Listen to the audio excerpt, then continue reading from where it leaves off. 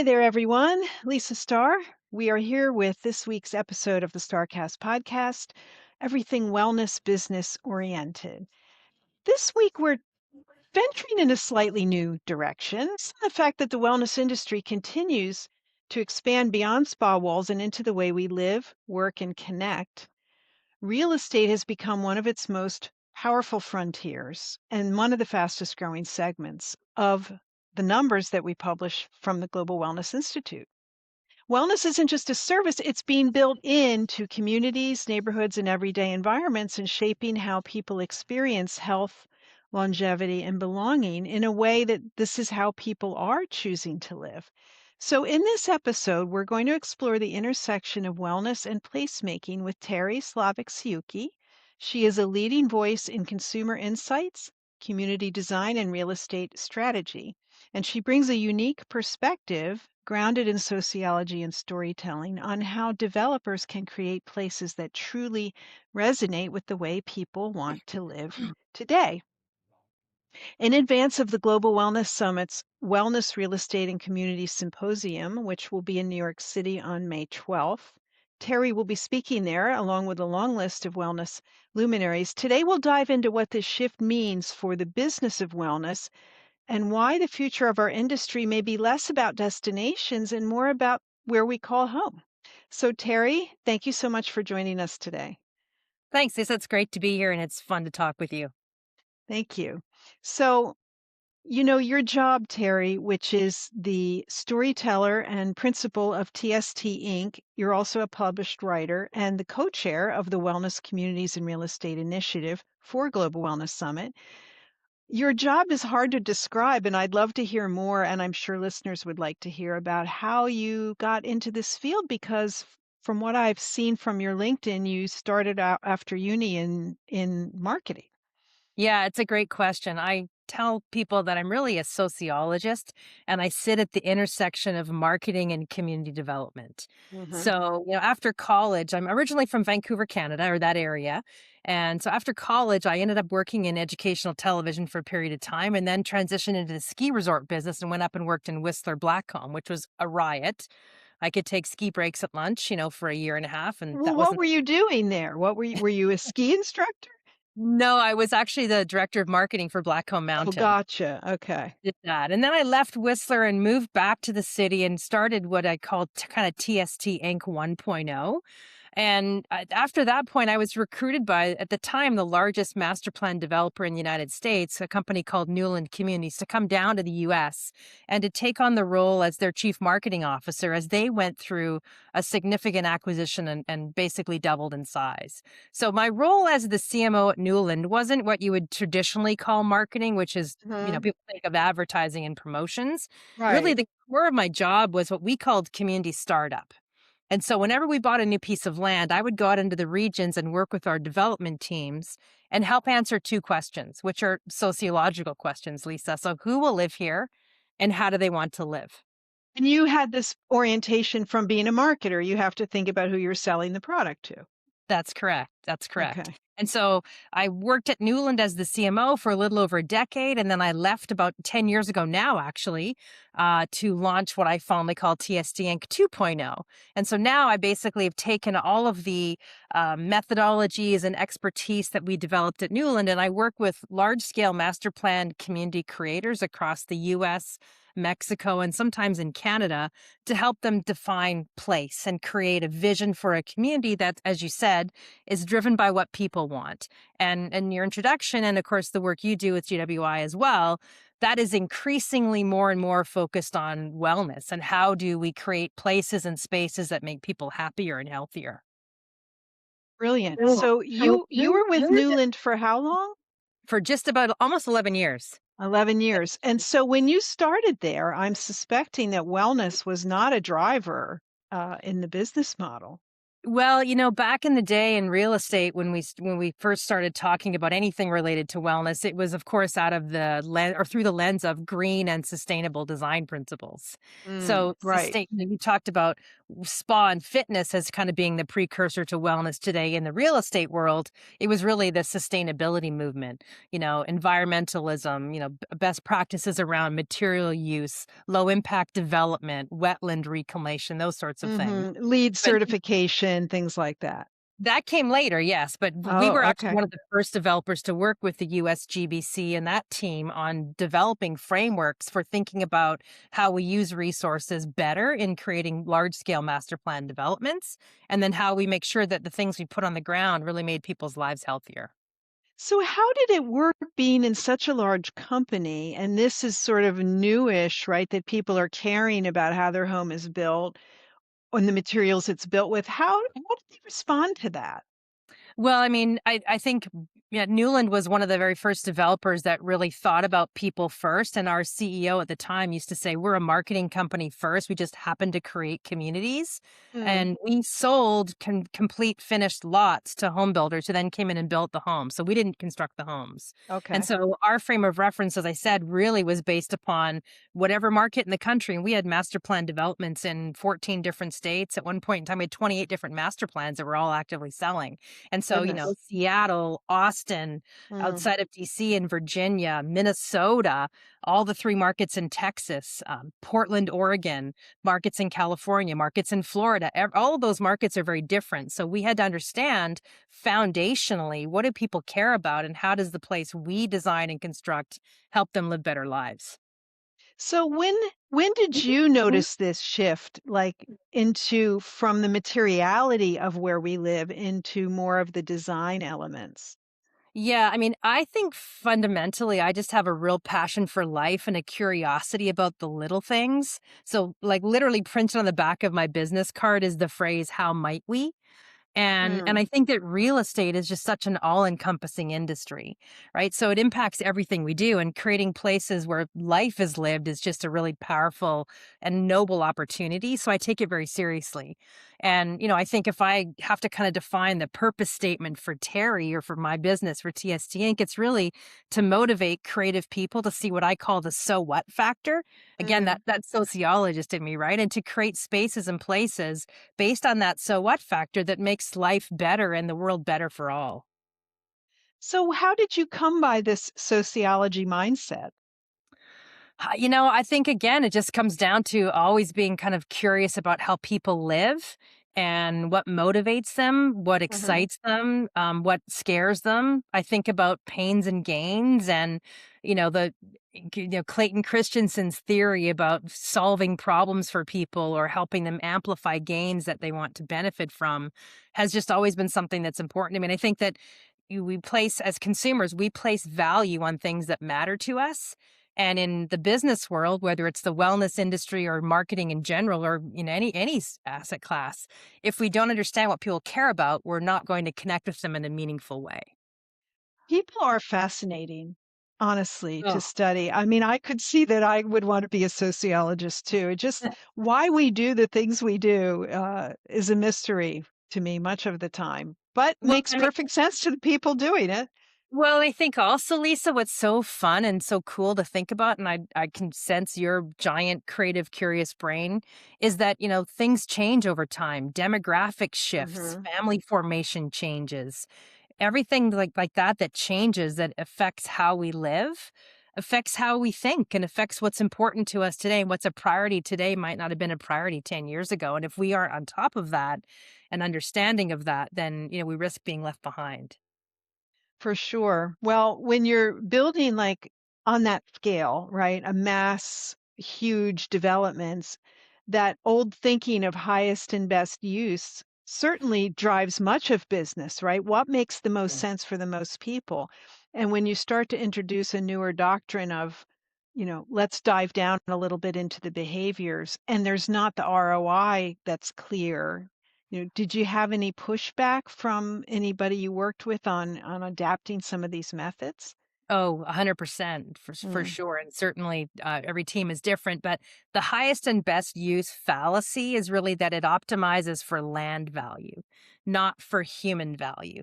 So it treats Mhm. land as a commodity that's producing a short term return over time. versus a community that's an ecosystem that really adapts and evolves over time. So a community is never done. It evolves and changes. They're not static. And I think the whole highest and best use thing also, to your point about value, it undervalues experience as an economic driver. So I'll just give you a for instance. 76% of people today say they will pay more to live in a walkable community. And Mm, homes that are within walking distance of civic spaces like parks, retail, schools, and so on sell for an average 24 to 25% more than other homes that are in a conventional highest and best use. How many things can I cram into this land plan subdivision? So I think it's a throwback to post World War II suburban land planning, where it was mm. a production machine and the car Mhm. was everything and land was cheap, but it's just not how people want to live today. That's for sure. My husband and I sold our house in the suburbs 3 years ago, and we moved back to the center city. We got rid of one of our cars. We walk everywhere. We value exactly what you said, convenience, parks, walkability. Yeah, It makes perfect sense, but it is a shift. It's it is. definite mind shift from that car-based mentality that, yeah, happened post-war, especially in America. We're so in love with our cars, right? Um, we see these changes over time and it takes a while for design to catch up, right? So how do the people that observe life then translate those changes into innovation and new designs and models? Yeah, I love that question because again, it comes back to in really two simple things. It's pains and gains. So when you're observing life, you can understand what pains your customers are trying to mitigate. Too much time spent in my car, too much time away from Mm, my family, the inaffordability of homes, or the ongoing operating costs that are skyrocketing of homes. Those are examples. And what gains they might want to amplify: more personal freedom, more choice, more flexibility, more time to focus on well-being. So those two things, pains and gains, are about value and relevance. And if you understand that, then you can use those as inputs to design a solution. And you have a better shot at success. So you never stop observing and understanding the nuance of human behavior. And I think you must always be comfortable looking at the world again, one of these Terryisms, from what I call the outside in, right? If I just look at the world through my lens and what's important to me, I'm not meeting your needs, Lisa. I have to understand you as a human being, right? So I have to look at the world from the outside in mhm. and then take those cues and design accordingly. That's really good, Terry. Well, I appreciated your data on the ROI because obviously any company, any business concern is going to be thinking about that.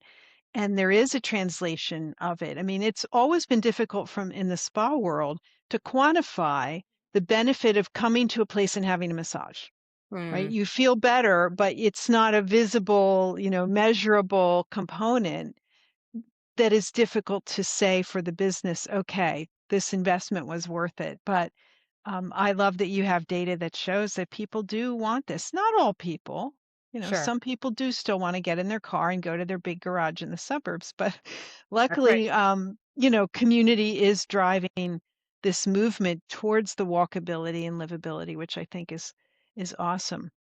So now that we know that people want to have those components, then you shift into creating places that offer these, right? And that, as you said earlier, you're creating communities, Hmm. not, we're used to in the wellness real estate or regular real estate world, like those big builders nationally that everyone knows the name of, and they build thousands of homes, and you always wanted one of those homes. And now it's not about that, right? It's about the experience you have when you're living in it. Hmm. Yeah. So how do we shift into that, creating that lived experience for people that want that? Yeah. I think that's a really great question because, data like from the American Time Use Study shows that we're spending more time at home today than we ever have before, even post pandemic. And that's Mm, not going down with hybrid living and more people working from home summer all the time. So I think the difference between kind of branding or putting a story on something and creating an actual lived experience is really the difference between one is a bow on a package or a marketing tactic, And the other is a development philosophy that really, as I said earlier, starts with understanding the people who will live there, what they care about, and then designing to ensure that those things are foundational, like infrastructure. So we always talk about roads, water, Mm, sewer, mhm. electricity. Well, wellness and the things that people care about should be considered infrastructure. And then and only then do you have a shot at activating the story or the brand promise you're making in real and meaningful ways that can literally create that lived experience, designing from the ground up. Right, because what you're making, different than what we have done in spa and wellness traditionally, you're creating a thing that you can see and sit in and live in, and it has to have the components that people are interested in. The Yeah. physical design, the flow, the look, um, and the Place. amenities part of it. Yeah, for sure.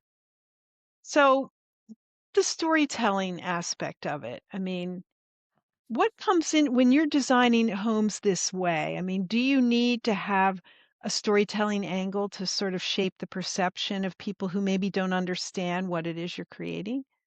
I think more so than ever in every aspect of life, human beings are craving story and what Mhm. story brings, which is an emotional connection, right? So that's a huge question that really crosses into neuroscience and psychology and marketing and design and everything, but story connects us emotionally. When we empathize with each other and engage in another's point of view, we're paying attention. Right? I'm getting to know you today more than I knew you before from sitting Mm, on webinars together or being in events with you. So I have a different perspective of Lisa now because you've shared more of your story.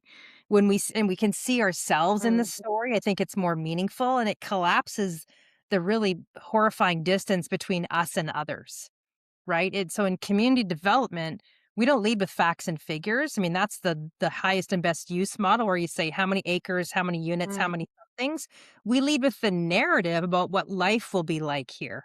So, and then the origin story of the place. Why did we build this? Why did we create it the way that we did? And then, coupled with that, then as people live and it takes shape and it becomes more alive, their stories get created and they share their stories. And then that creates that lived proof or that lived experience you talked about earlier. So you really need to have your story together. I mean, and we know that from basic marketing, right? The first thing you ask anybody who has a business is, what's your product? What's the story about selling it so that I can engage people and market to those people? Yeah. But you're marketing a product that they maybe didn't realize that they wanted or needed. I mean, so how do you create that story so that it kind of creeps in on them and if that's not what they led with? Well, I mean, buying a home is the most expensive and emotionally Mm, charged purchase anyone will ever make, right? So, I mean, that is, I take I take that very seriously. And I think all the people that I work with do as well, because, you've got to be able to see yourself there. I had a mentor early in my career that when we would talk about creating marketing materials or brochures, his metric for success was he would say to me, TST, if your customer doesn't want to put their foot in your brochure and be part of it, you failed. And he's right, right? So that's the same in creating a story for a community. If somebody can drive into a new home community and it looks like everything else or feels like everything else, then we've failed. But if mm. there's an essence of the place and they can feel themselves being seen and they can see others there, I think then it has just much more of an emotional connection that is more powerful than facts and figures and the rational side of our brain. Well, that makes sense. Let's talk, Terry, about that, the wellness as infrastructure piece, the Mm, thing that becomes not an amenity, but part that's built in. I remember maybe 5 or 6 years ago, maybe more, I went to a wellness architecture symposium in New York City, put on by Veronica, sure. Schreiber Smith, and I didn't know her that well. And I was like, "What's wellness architecture? I never even heard of that." And I went to the symposium and I learned all these people had flown in from around the world who made buildings that literally would go back to the earth at the end of their life cycle. They weren't made from bad materials. They all the thought that went into design and airflow and light, and I had no idea Mm. that this existed. And now, I mean, now it's amazing, right? What's happening, how the space is bursting with Mhm. innovation and energy. So wellness was this thing that was in the spa or the gym, right? And now it's like, well, you want your home to be that. But how do we do it? What are some of the steps you look at to actually create a wellness environment? Yeah, I love that question too because, 85% of our health outcomes are based on our built environment. So where and Wow, how we live, I know it's significant. that's a lot. CDC research, the GWI research, I mean, that's a stat that's very often quoted, and it makes people sit up and take notice because really it means that only 15% of what happens to your health and well being is genetic. The rest of it's within our own control. So, Mm, where and how we live really determines our health outcomes. And I think what it means is we have a responsibility to really look at all the domains of human well being. So everything from social, physical, mental, environmental, economic, civic, and spa and fitness, I think, did a really good job in the early days of thinking about physical well being and to some extent mental well being and emotional fitness. But we have to look at it all, right? So real estate is really no longer neutral. And that's what you experience when you experience that first opportunity to talk about it with others. So we ask ourselves things like looking at all of those domains of wellness, how do we solve for that in whatever situation, whether it's a urban mixed use infill community or it's a sizable new master plan or it's a redevelopment opportunity? Are there places for accessible social connection? Is physical activity and mobility encouraged? Is there access to mm. clean water and clean air? Or are we building for cars? Right? Are we supporting the local economy or are we extracting local wealth and focusing more on creating parking counts for big box retailers that take their money back to wherever their headquarters are? Is there self governance? Do the people who live there feel a sense of power in kind of defining their own future? Are there civic spaces like libraries and places that people can foster inclusion and share ideas and gather across different income bands? And, more importantly than ever before, is there housing product and community amenities that support different types of households? We're still Mm. building in America today. More than 80% of the homes we build from new construction are 2,500 square feet and up. And only 18% of the US population, 18% is a married couple with two kids. So there's a product market mismatch. We're building the wrong product for the people that are the majority of residents in the US today. Fascinating. It reminds Mhm. me, my kids are in their late 20s, say, and I was looking at apartments with one of them, and I love the way they're doing apartments now, especially here in the city right around us, where the apartments aren't bigger, but they have much more social space than they Yeah, used to.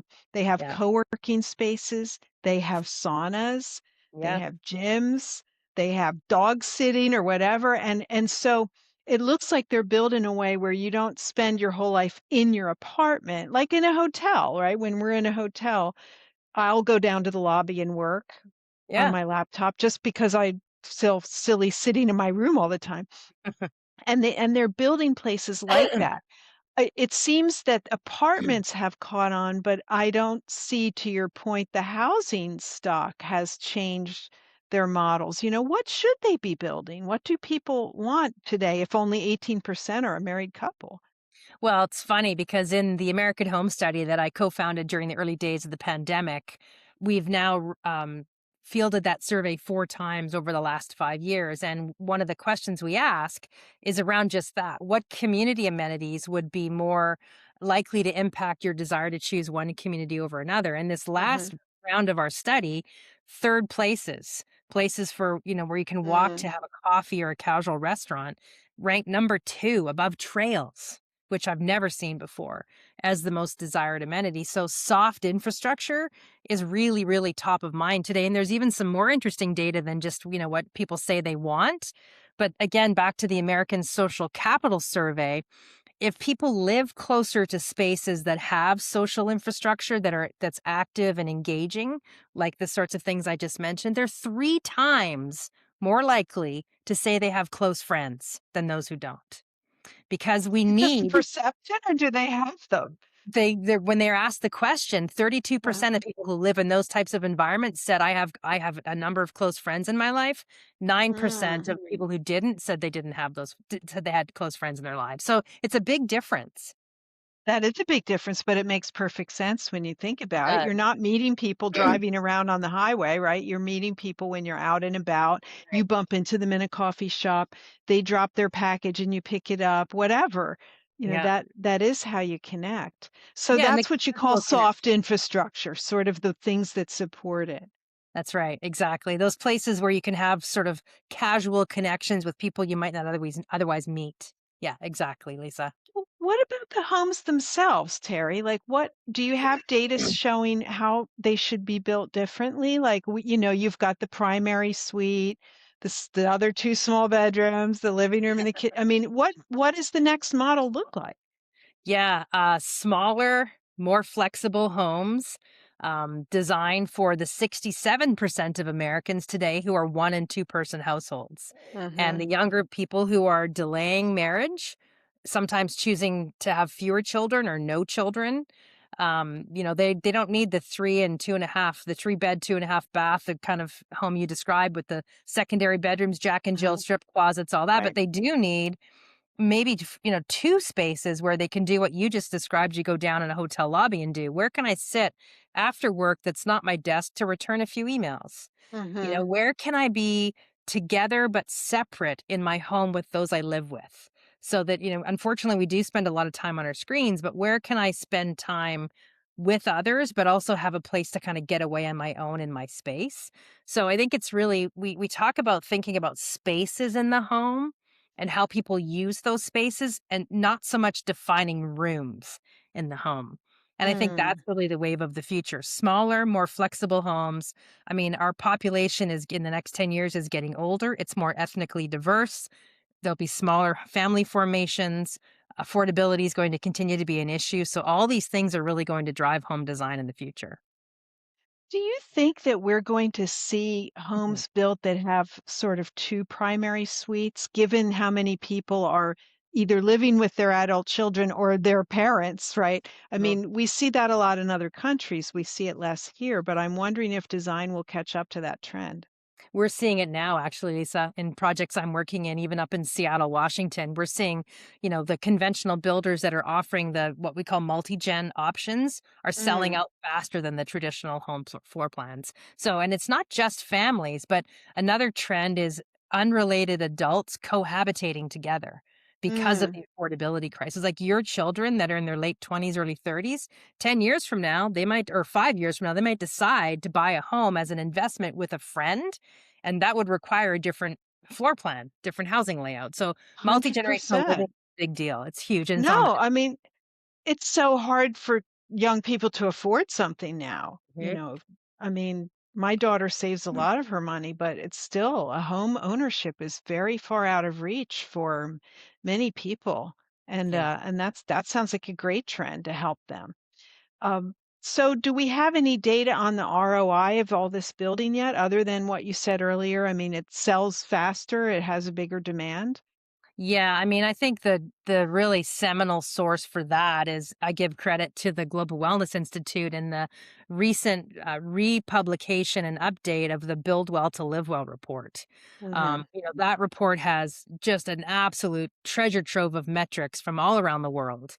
But some of the examples that they cite, I just pulled a few kind of salient ones for your listeners. So 78% of people in the U.S. would pay more to live in that walkable community. Their data shows that residential wellness real estate can capture a 10 to 25% price premium on average. And of course, that depends on the market area. Walkability, for every 1 point increase in a walk score, that correlates to a 1% price increase in home value. Mm. And new urbanist communities, the sorts of things that we've been talking about with soft infrastructure and mixed use, neighborhood serving services and so on, those can capture up to a 20% premium over conventional residential neighborhoods. So 20%, I mean, that's a lot. It is a lot, and they absorb faster. So back on thinking about the commercial side, commercial buildings, again, the office market is definitely challenged right now as we're not all returning to work in the office in the urban cores. So commercial buildings with green sustainability and wellness features are capturing, depending on the market, 5 to 15% more rent. Retention is a lot higher. A Mm. CBRE survey of 500 commercial real estate brokers found that 49% would pay a premium for some of those features, and it would improve the physical and mental health of their employees. So the numbers are there, and the Build Mm. Level Report is really the seminal source. I'll have to look at that. So, what about wellness features, Terry? What are you hearing about? Are people demanding bigger bathrooms, saunas? We're all about cold plunges now. I don't see too many houses with them, but experienced showers, multi-zone climate control. Like, are elements like that important? Yeah, I think it depends on the buyer group. And one thing that's important for everybody to remember, unlike 40 or 50 years ago when, the conventional nuclear family was the primary buyer group, this is fascinating. I just learned this data last week from some recent research. No one household formation today makes up more than 30% of the American population. No one household type. So Mm. just think about that for a minute. So That's big we are fragmentation. it's very fragmented, and it also means that, we have different levels of ability to afford certain things. We're at different life stages. We're living with different people or not. We're living alone more than ever. Single women is definitely on the rise. So, but what our survey showed, what the American Home Study survey showed was things like whole home air filtration, whole home water filtration, really important. Those were the top two. Energy conservation, the ability to have solar on your roof to store battery, energy storage and Mm. battery systems and so on. Things that would do things like improve the quality of your indoor and air environment, but also help you save utility costs were really top Mhm. of mind. But from a design perspective, to your point about, master bathrooms or primary bathrooms and spa getaways, what we're seeing top of mind for most consumer groups are those spaces to retreat. So, wellness spa, primary baths, whatever that degree of wellness means in that particular price band. Better work from home spaces, more flexible work from home spaces, definitely places to exercise and work out, even if it's just a little closet where your, exercise bike can be, or you can have a yoga mat that gets rolled out so you can use your app in the morning at 6 a.m., whatever it is. But those sorts of things are really, really top of mind and more important than, a Jack and Jill sink in a secondary bathroom, for example. Well, it does reflect how society has changed and evolved from that model that you and I probably grew up with. I mean, younger people, the Gen X's, the Gen Ys, the Gen Zs, they do value their health and they put a priority on that and it's not just lip service, right? I mean, they do it. They seek out healthy food and lifestyles in a way that the boomers didn't do. Right. The problem is, finding a way for them to afford the housing that they want. I mean, those 2 Well, have to meet at some point. yeah, I mean, I think that's another interesting insight though, right? So the Gen Z in particular really seems to be valuing experiences over ownership. And Mhm. hard for me to say that when my collaborators and my business is really, working in the new home industry for a lot of it. But we saw a huge increase in just 2 years in the number of people that were looking for and open to a rent to own option, right? So Hmm. 50% of the respondents to our survey who were renters said, give me a rent to own option. It was 33% just 2 years ago. So I think that's a whole other opportunity that we need to be looking at is different models, rental structures, you know, co-living, cohabitating Mhm. structures, rent to own models, those sorts of things. I don't think it's necessarily all about having to be tied to that 30-year mortgage. I think there's more options today that we need to be looking at. For sure. I mean, yeah, I hope people listening, can do something about that because it definitely needs updating.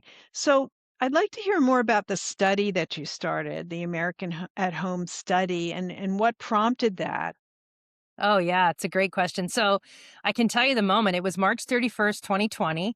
My largest client had just phoned me and said, Terry, we're putting all work on hold for at least 4 months because the world's ending. And so I was in my kitchen making lunch and asking myself, wow, this will be interesting. How will I make a living in the next little Mm-hmm. while? How will I eat lunch? Right. And then I was frustrated because, my undergrad degree was in communications and sociology, but I did a year of journalism training before that. And so I was listening to the news media and everybody was talking about the impact the pandemic would have on things like small business, airline travel, live sporting events, live music events, hotels, hospitality, spa resorts, all the things that we do in person. And yet, what were we doing? We were all living, working, schooling, doing everything from home, and nobody was asking, how will this impact how we think about our homes and communities? So Smart I observation. well, that's the reality of it. We are all doing that. So I contacted a research collaborator of mine and an architect collaborator and said, why don't we self fund this study and ask Americans what this means for how they think about home and community in the future? So we did. And as I said, we've What now did that launched. look like? Like, how did you get your lists and how do you So build that? So we crafted the survey tool. We sat and we worked together and said, what are the things we want to know most about how people care and think about their homes and then their communities, because I think both are important and they're different. So we crafted the survey tool. We went out and found a third party objective research provider called Gazelle Global based in New York City that actually fielded the tool for us. We said, here's the criteria. So the Mhm, screening criteria, we wanted to make sure we were talking to American adults that were, I think it was 25 to 74 years of age with a household income 50,000 or above, and that, we're in the market for a home in the next few years or we're renters. And we had a certain threshold we wanted to meet across each of those different groups. So our data tied to the US Census, so it was, scientifically sound. We ran the first study. We ran the study again in October of 2020, naively thinking it would be the pre and post study, but we were still locked down, of course. yeah. And then we wave 3 was in 2022 and wave 4 was last year, not quite a year ago now. And at the end of wave 2 and the end of wave 4, we took the research not just in sort of in terms of something that would sit on a shelf, but we designed and built 2 concept homes and one of them's in your backyard. So we in Pittsburgh. So Really? we designed and built a concept home in suburban Raleigh, Durham, North Carolina, in an area called Chatham Park with Garmin Homes in 2021. We were still in the middle of just coming out of COVID, and so that Mhm. entire floor plan was designed out of the insights of our survey. And then we designed and built a second concept home that was a volumetric factory built home installed on a infill lot in Pittsburgh, and it actually has a 2,000 square foot townhouse and a 600 square foot ADU on the main floor. So both of those homes were award winners. They both won national design competitions. They were featured in Fast Company, USA Today. I mean, it's a lot of great media coverage around some of the design changes and floor plan shifts that we made as a result of the direct consumer insights that people said they cared about. How smart that was of you to jump on that opportunity. And you sounds like you had a good team. How many thousands of responses did you get? We have a total of almost 15,000 responses now. It was 3,000 across the first 3 waves Mhm. and a little over 6,000, 3,000, 4,000, and a little over 6,000 in wave 4. So what surprised you the most about the results you obtained? Yeah, there's sort of 5 key areas or 5 key things. One, Lisa, is that the shifts that began during the pandemic have proved to be lasting. And again, Mm, I naively, that sociologist in me, naively thought we're at this point in time. We're going to pop out of the end of this point in time and things will go back to mhm. I We all sort of thought that. Yeah. but Yeah. it hasn't happened. So online shopping has continued, hybrid work has continued, all those things so the shifts have been lasting. Um, the work from home thing surprised me. We heard a Yeah. big run up about a year and a half ago that return to office mandates, even from some big tech companies, but it's just not proving out to be the case. So, 30% of those who can, and not everyone's job allows it, but those who can work from home all the time. Mm, 20% more work from home some or part of the time. mm. The third thing that surprised me was that the shifts in our behavior. We asked a lot of questions about what are you doing more of or less of today as a result of this time in our lives. 32% of us are still cooking and eating together and baking together more at home than we were 2 years ago. Well, that's a good thing then.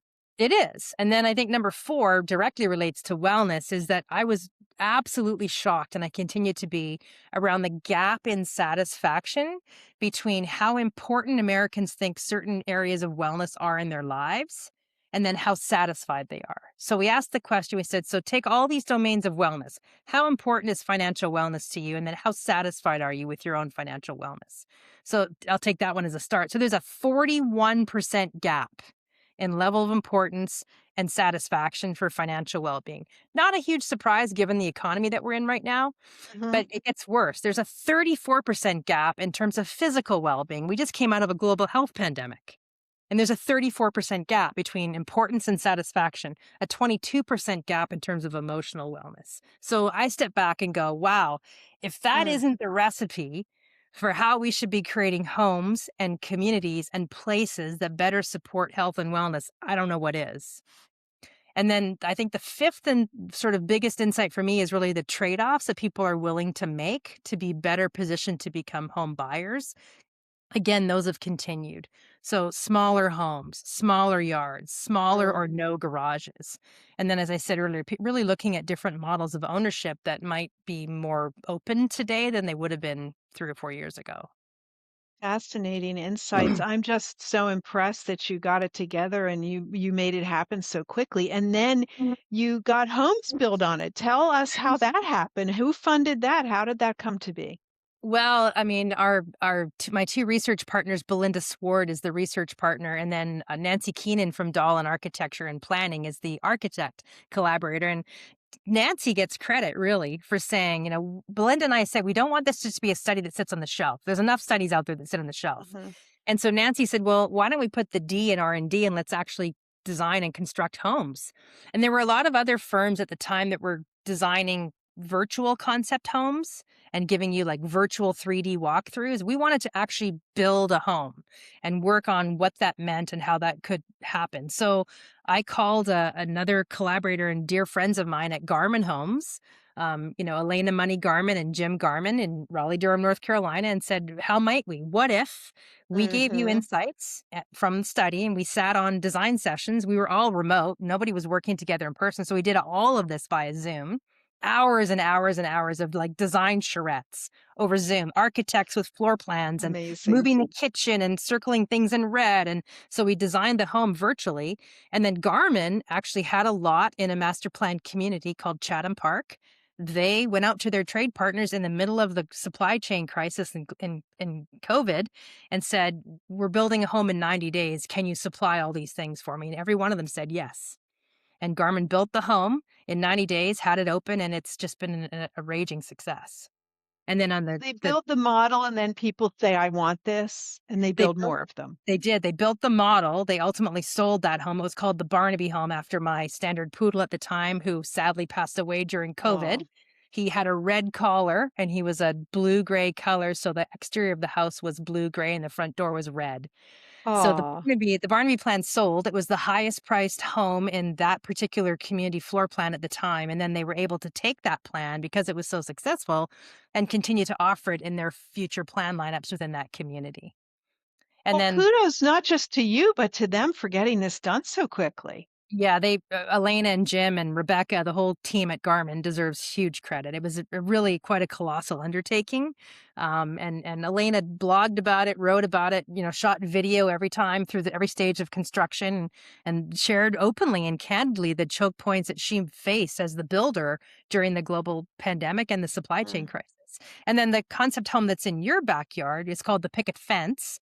And that was built in a factory. That was a result of another collaborator of mine, Dennis Steigerwelt, who's the president of the Housing Innovation Alliance, seeing what happened with the Garmin home and saying, hey, Teri, if you do this again in the next wave of the study, what if we were to build a home in a factory setting and create a digital twin and control the entire process and then set 3 very specific sustainability goals that we could measure during that process? So we did that as a result as well. So what is the difference between what you just described and what you did with Garmin?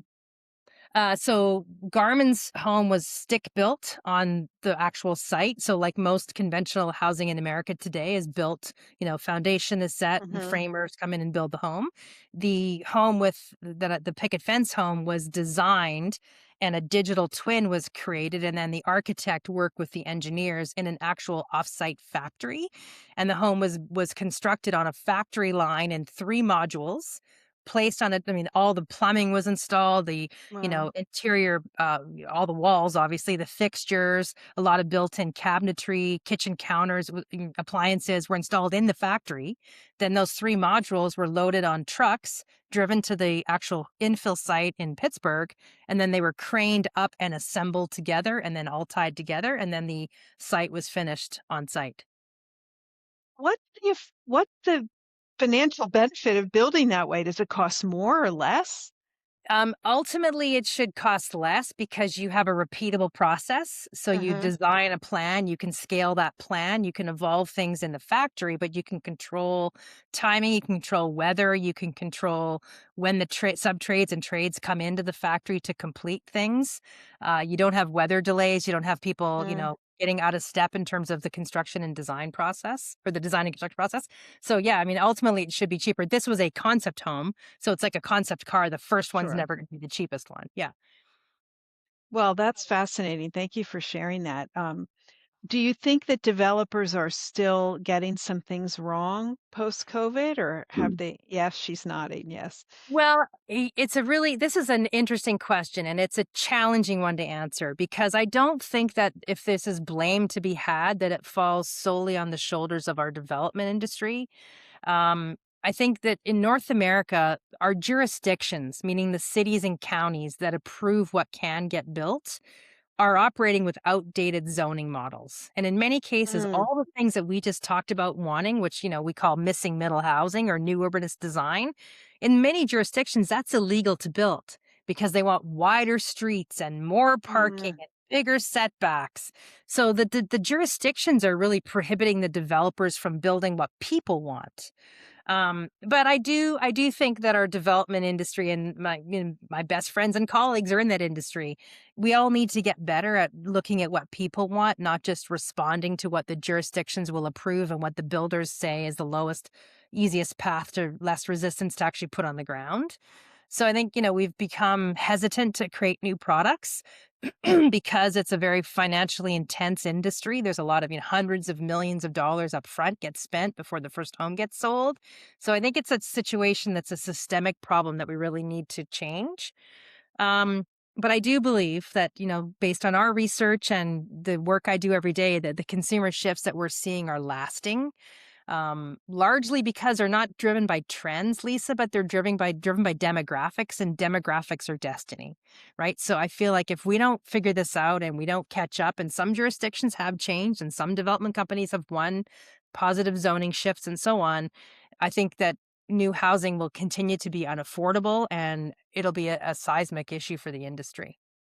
that's a really great observation, Terry. I mean, maybe it's not forever, any shift, right? But when you think about how the housing model changed in America, at least post World War II, I mean, even though it's changing now, that was 70 years ago. I mean, that's Right. a long time. It's, more than the lifetime of some of the houses that we built. So there's no reason to think that we won't get 70 years out of this model, Right. depending on how things go.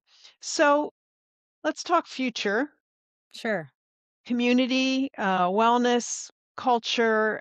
How are those going to be factors in shaping future development? Yeah. I think that we need to move from thinking related to your earlier questions from building, then spaces, then life. And we need to flip the order and Mm, think about life, then spaces, and then buildings. mm, So I don't think culture is the outcome of a great project. I think culture is the input. And I think that everything we do should start with understanding the culture of that place and the people who will one day live and work and play there. And, just like I said earlier, there's really no one size fits all, right? So one product type doesn't fit all lifestyles. And we're going to need to get better at creating places where people can live life in ways that matter to them. So whatever their cultural background or understandings are. And belonging is really an interesting part of your question because, Mm. I'm in the camp personally that I think we're craving opportunities to connect with each other, to see and to be seen. And I think there's more influence than ever on things that are local, handmade, craft made, Mm. incremental, relevant. And there's a bit of a blowback and a pushback from as everything kind of combines and merges together from all the nameless, faceless, big, corporate stuff. So again, that's my personal camp, but I really think that it's really life, spaces, buildings, not buildings, spaces, life. That's a great observation, and you're right. People do want we've lost a sense of identity, We I have. think, because the speed of everything, the ability to have everything at your fingertips. The I was thinking about this the other day, like how when we were young and we went to an office and you met at the water cooler, you Yep. talked about a TV show that was on last night and you had all watched it because there was only 3 channels to watch things on. And Yep. now, we have all this choice and yet it makes us more fragmented than ever. And Mhm. so I do appreciate the younger generations who are wanting to buy local and build that community because they have lost their sense of place, I think, and just because of the speed at which we've developed. Yeah. Totally agree completely. So now we have the opportunity to, starting with culture, brilliant, to make lives the way that we want them. Is there opportunity in there for collaboration between, say, people listening to this podcast might be in hospitality and some might be in wellness and some in wellness real estate? I mean, how can we all work together? Yeah, I think so for sure. I think the answer to that is just a resounding yes. I mean, there are so many smart people in all different industries and it really takes a multidisciplinary approach to bring a place to life for people because we are complex, complicated, imperfect beings. So, somebody that has a background in the hospitality industry will have a much better understanding than I will, possibly in the areas of how we can provide better customer service or better ways to listen to what people care about. So Uh-huh. those are really critical things. I talked about my friend Dennis. I mean, he is really completely committed to, new product technologies, new product manufacturers, use of materials, different ways of using resources. He's taught me so much that I wouldn't have ever known before.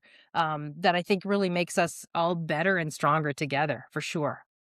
So we just need to find like-minded people and try and work together.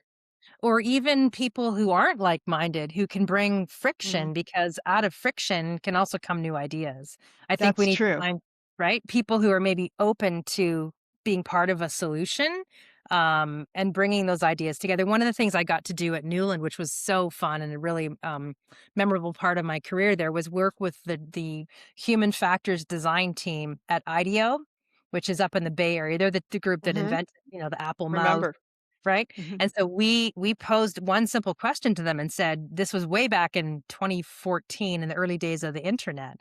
And we said, well, now that the web is a big thing, do we even need welcome centers anymore? And that was it. We said, "You tell us, you go and figure out your research methodology and you tell us the answer." And we were wide open. And so we got to experience firsthand how they went out and did ethnographic interviews with people, shop alongs, ride alongs. They went back to people's homes, looked in their fridge, watched how they lived to understand what people wanted from these spaces and how these spaces needed to evolve and change over time as we were doing more things online. So that's an example of we would never have come up with the solution we ultimately did if we just started with what we already knew. Sure, you're right. I mean, innovation is sparked by differences in opinions sometimes. So what Totally. was the solution you came up with based on that? So we were the first developer at the time back in the day. Now it's common table stakes, doesn't even sound like an innovation anymore, but was really that the welcome center needs to feel like not a sales environment. Uh-huh. It needs to feel like a neutral third space where people can come and see what this place is really about and feel like, do I want to live here? Close their eyes and see themselves waking up in the morning there, think about where their children might go for their swim meets. And so we created a little cafe experience it wasn't a home with a flag on it that screamed, "I'm a welcome center." It was a third place that was a multi-use space within the fabric of the community design itself. Mm. And now you're seeing people do things like Two Step Farms in Texas has created a dance hall and a farm market. You're seeing the examples of those third spaces happening everywhere that are really coming out of the fabric of the individual communities, which is so rewarding. That's fascinating, and it sort of reflects how the people live in that area. I'm thinking of I have relatives in Italy, in, Umbria, and they live modestly in homes. Some of them live in buildings that house multiple apartments and, different members of the family are in the same apartment. But across the street, they built a little building for eating together. Oh, And it wow. has a kitchen and then a big room and a little, patio, a loggia at the end. And when it's like Easter dinner or Christmas dinner and you've got 20, 30 people, nobody's kitchen is big enough for that, so they go over there. And I Wow. thought, wow, that's I mean, you don't see that in other countries, but of course Italy is all about food. And they found a way, to make that easy and convenient, that fit in with their lives. So That's again, just great. innovation when you think about what solves a problem. So Terry, in closing, I would like to ask you, with all your vast knowledge, what gives you optimism about the future of how we're living? Yeah, I think for me, I have to believe in the resilience and the creativity of the human spirit. I mean, we've been through a lot of tough times before, a lot of, very fast innovation. Now, when people smarter than me argue that the pace of change and the innovation we're experiencing now is like never before. But I think the resilience and creativity of the human spirit really gives me hope. And a belief that I think more than ever, more people understand the lasting impacts that where and how they live have on their well being. And I think they're increasingly Mm. seeking out places that support that. I think we're seeing people no longer willing to just cram themselves into a home.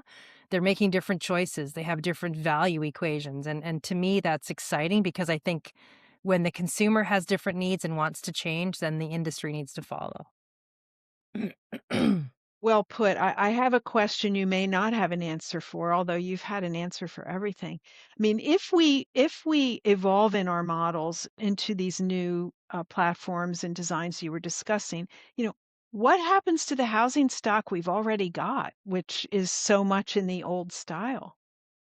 Well, that is a huge question, and a lot of people are talking about it. I mean, there's a couple things. First of all, the equity unlock, like a lot of boomers and older Gen X are in these larger homes that don't work for some of the younger family Hmm. formation household types. A lot of the Gen X group are trapped in mortgages that are not trapped. They're enjoying mortgages that are 2.5% and 3% and reticent to move. Right. So I mean, I think there's a potential that we can go back to the way that we used to live, where, there was a house that could be subdivided into multiple homes. Like I lived in a house in Ottawa when I went to my, first year of university at Carleton that was an old home in an area called the Glebe. And it would have been an old stately colonial home, but it was divided into 5 one-room apartments. And we all shared a communal kitchen. My Hmm. aunt, when she was, getting on in age and sold her family home, moved into a similar home like that in Regina, Saskatchewan, up in Canada as well, where it was a home that was converted into a kind of an independent living facility with a communal kitchen and food service, but they each had their own rooms. So I think Mm. there's going to be some redevelopment that will have to happen. Um, and I think, it remains to be seen beyond that how we solve this, but it's definitely going to be an issue in the next 10 to 20 years. Well, there's an opportunity for builders out there and construction trades for to do some refits. Terry, can you give us a brief snapshot of what you think will be happening at the Wellness Real Estate Symposium? What kind of topics will be on the menu? Yeah, I think the team has put together a great group of speakers from different parts of the world, lots of different countries, lots of different disciplines. I think there seems to be a real focus on I think both neuroscience and the arts and the impact that sort of mental and social wellness in place has on our brains and how we think. There's some conversations around new styles of design.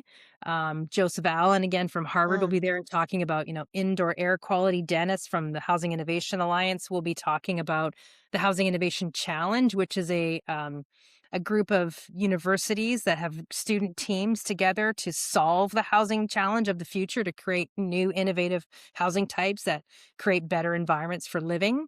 I think there's going to be some really exciting global projects that are probably on the maybe upper end, luxury scale, or more discretionary ends. And I think that we're continuing to foster the conversation around democratizing wellness and creating well places for all. So I think it'll be exciting. I always leave those sessions motivated. And I think if you leave with 5 things that you can take away and 3 questions to ask, it's been a good session. For sure, and I'm sure there will be no doubt that will be happening. I can't wait to hear all these speakers, and yourself included. Thank you so much for your time today, Teri Slavik-Tsuyuki, Principals and Storyteller of TST Inc., and incredible knowledge on wellness and housing. It's been very enlightening speaking with you, and thank you for joining us. Thank you, Lisa, for your very thoughtful conversation, and I appreciated the opportunity. Great. Well, I'll see you soon in New York. Indeed.